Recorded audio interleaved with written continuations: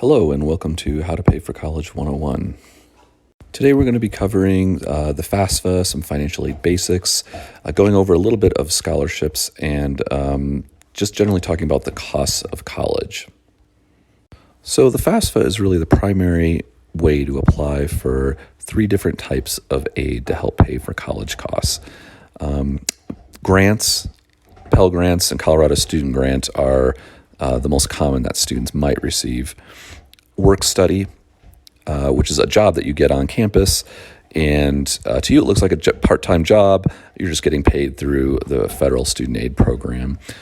And federal loans, which of course you will have to pay back after you finish your program, or if you stop before you finish, those will go into repayment, generally about 6 months later.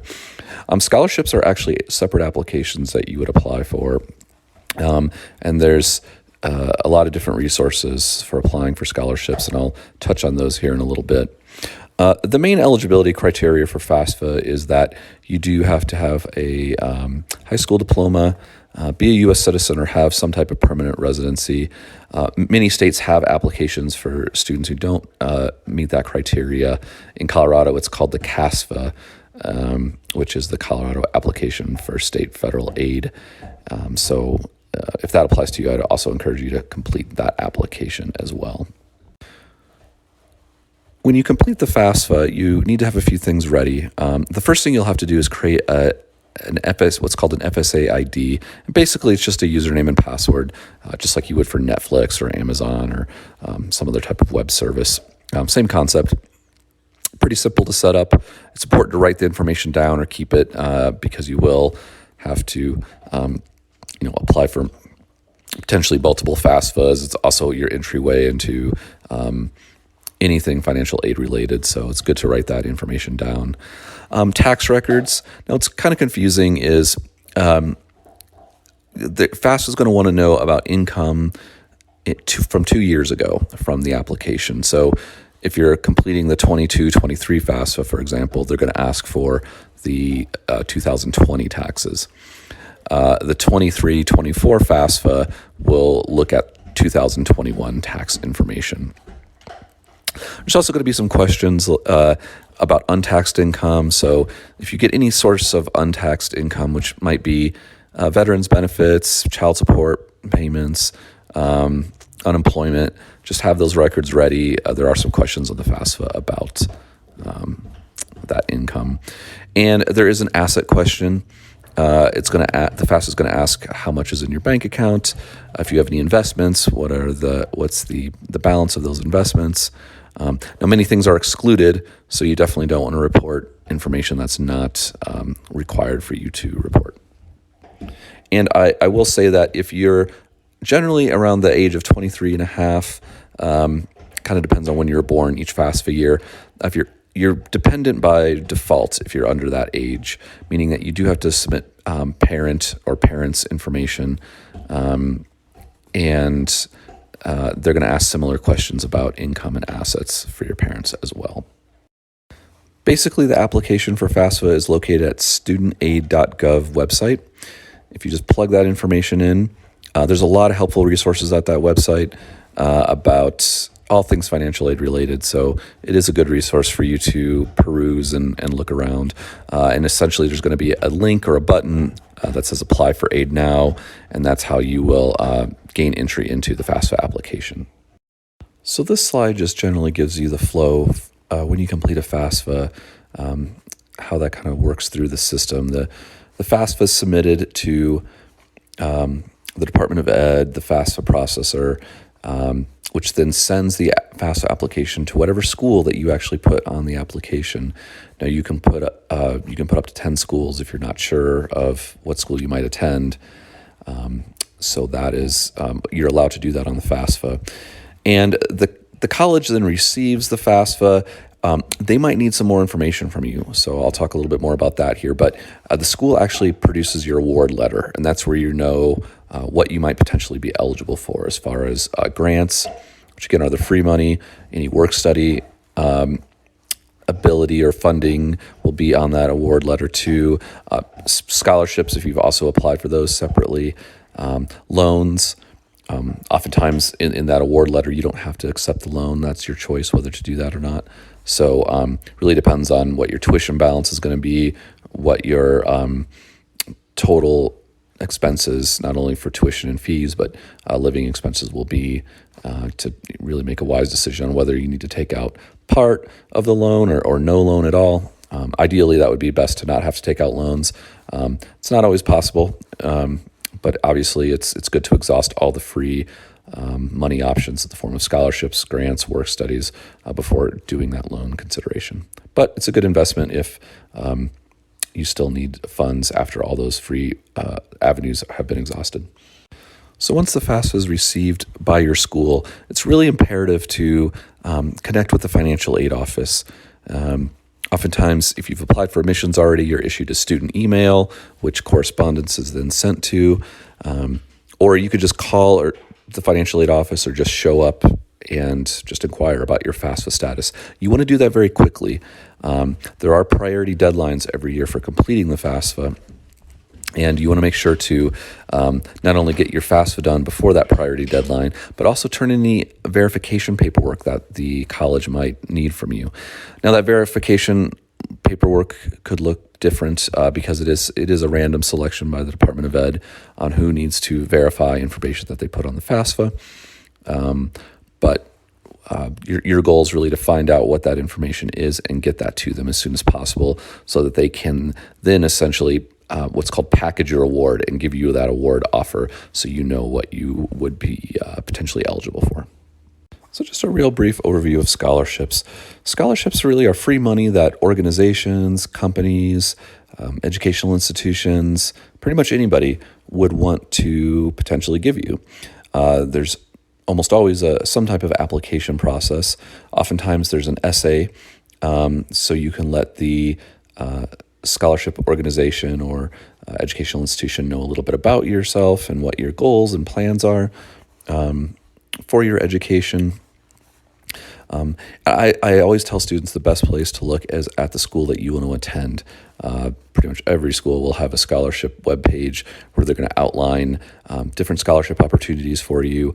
Oftentimes there's one application that you can fill out and get put in the running for multiple different scholarship opportunities at that college through what's called their foundation. So that is the easiest way to get some scholarship help. You can search far and wide with a lot of different organizations who also might be offering scholarships for folks such as yourself going to college. Oftentimes scholarships are looking for maybe a person with certain qualities or a background. And so, identifying those scholarships where you would meet some of those criteria is one of those important steps in applying for and getting those scholarships. Now, there's a scholarship resource connection to this portal, so you want to make sure to review that to get a more in-depth overview of scholarships and get some additional resources as well for doing that scholarship search effectively. One thing that's really important to talk about when you're talking about going to college is what the cost of attendance is. Now, kind of at the top of the slide, you notice the main thing when people think about college expenses is the tuition and the fees and possibly the books and things like that. But really, it's really all the things that it takes for you to be a successful student. Having housing and transportation and medical. So those are also considered cost of attendance. And when the financial aid offer is trying to assist you, they're taking those expenses too into consideration. Now, of course, why I kind of characterize those type of expenses, living and transportation, medicals, flexibles, that might look a lot different for different types of students. If you're living in the dorms, right, there's going to be a cost associated with that. If you're living at home and commuting, there's going to be a different expense associated with that. If you have your own insurance or you're on your parents' insurance, again, that cost is going to look different. And of course, if you own a car or you're taking transit, again, that those expenses are going to look different. So, it's really going to depend on your individual circumstance of what those fees are going to look like.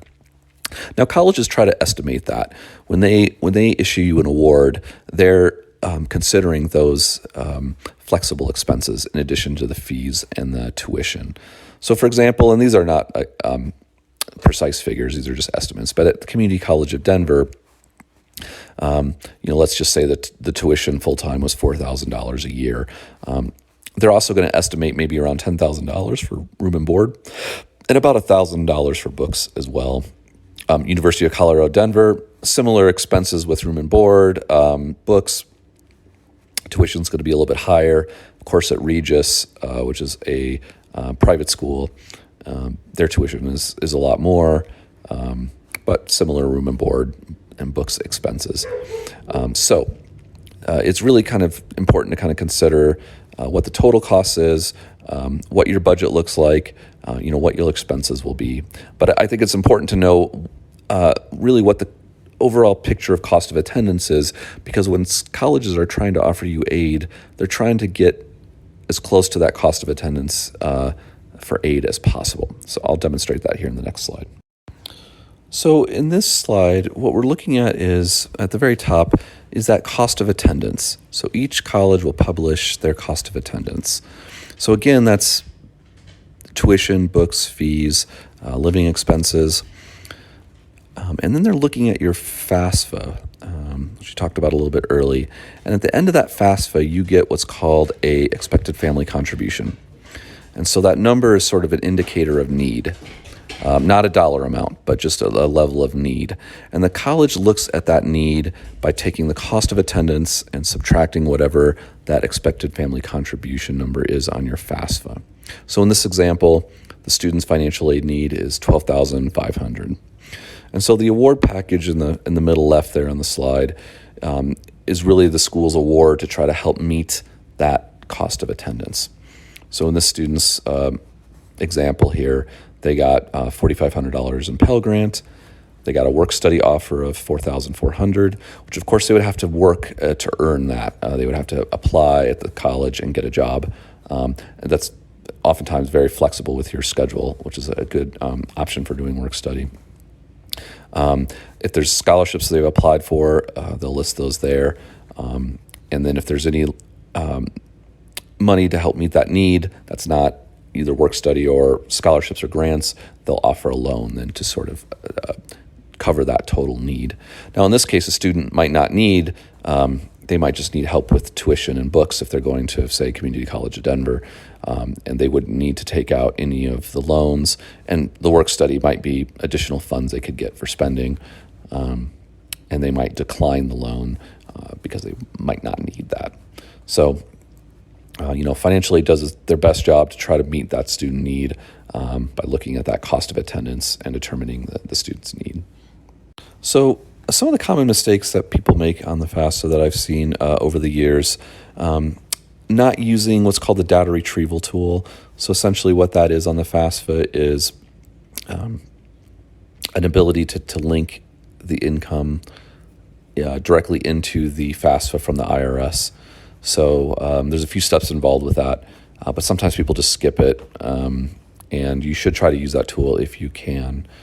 The incorrect household size, that can sometimes be a little confusing. If you're a dependent student or independent, it's going to look on, who supports who in the household. So sometimes people either underreport or overreport. So there's explanations on who is considered a household member on the application. So really important to look at that and make sure you're reporting that right number. There's extenuating circumstances for those students who are dependent, meaning they're under 24. They have to share parents' information, and there are some extenuating circumstances. And there's about 14 of them, so I won't go through all of them, but just make sure to read those and really see if that applies to you. It'll kind of delay things if you check that you might have one of these circumstances and actually do not. So the reporting of assets, so that's savings or investments. People often either underreport or overreport. There's only certain things that you are required to put on the FAFSA for reporting that information. So it's really important to, again, read the explanation boxes in the application. Usually there's like a little question symbol that you can click on that'll go into depth on what is considered an asset or what is not.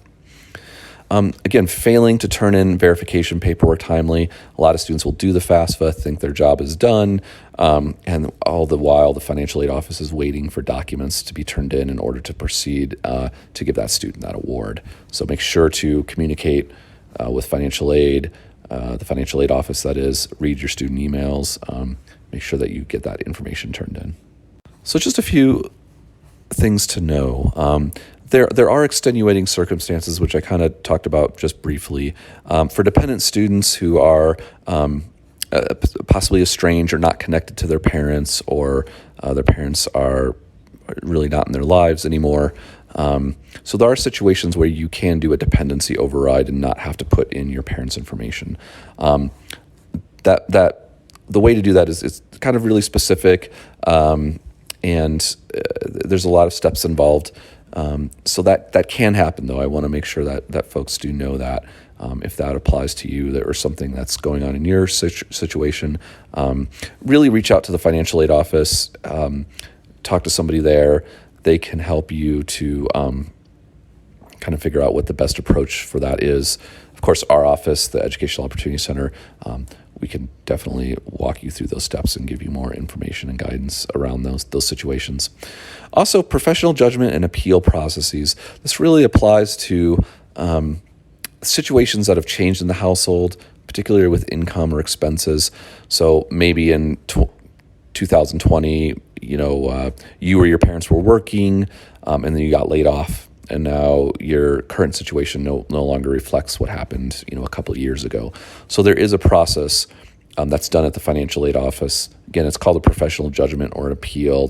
Sometimes they use those words interchangeably, where you can sort of let the financial aid office know that your situation, your circumstances have changed, and that you're essentially asking them to reevaluate your FAFSA based on your current situation and not what happened in the previous 2 years.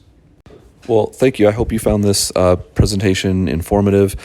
We here at the Educational Opportunity Center are here to walk you through the application, answer any questions, give you resources and guidance around funding your college aspirations. So our phone number is listed, as well as our email. So please call, reach out to us. Our website too is www.ccd.edu/EOC. You can request an appointment or meet one of our access specialists, either in person or virtually. Thank you, and we look forward to seeing you.